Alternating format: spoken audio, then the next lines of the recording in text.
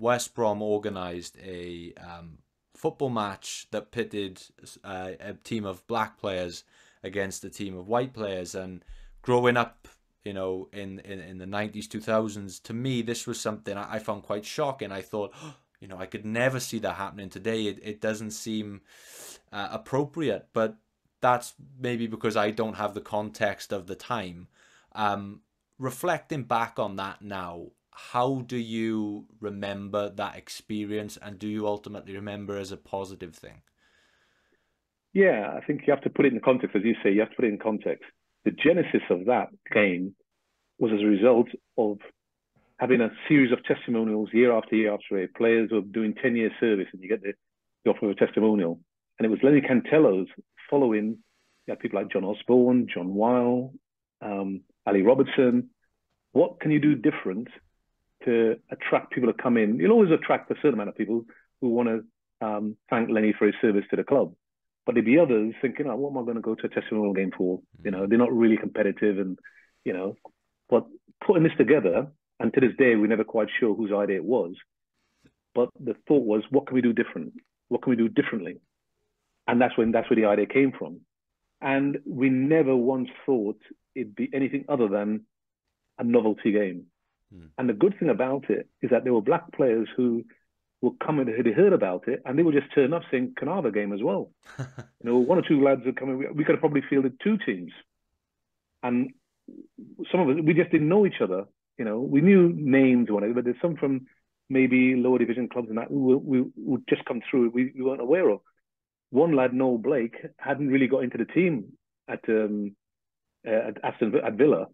but he just turned up and said, you know, if you got a place, I wouldn't mind having a game. And he was a young lad.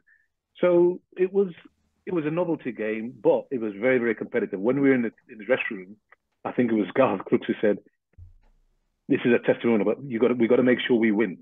But there was no friendly about it. I think we won 3-2, Wow. and it was a really good game. It was enjoyable, and we never once thought it was anything other than just a game of football. Yeah. And ultimately, how was it received in the time between both sets of players, fans, media? What do you remember from the reception of that game? It was a real joyous occasion. You know, there's stuff going on outside.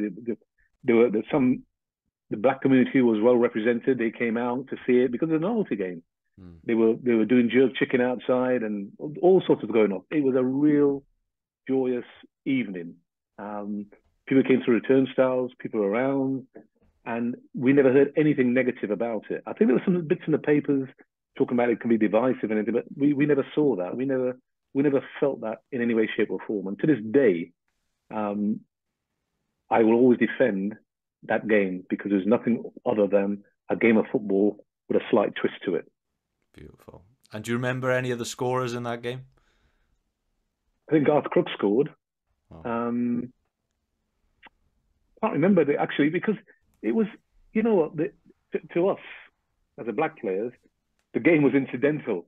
It was just being nice playing in a team where everybody looked like us. You know, it was just the dressing room was manic. You know, it was great fun. It was really great fun. So I can't remember. I've got good recall, but this is a friendly game, so it didn't really matter. But I think Crooksy scored at least one. But it was just a great evening, and it's a good laugh. You know, there's a lot of laughter as well.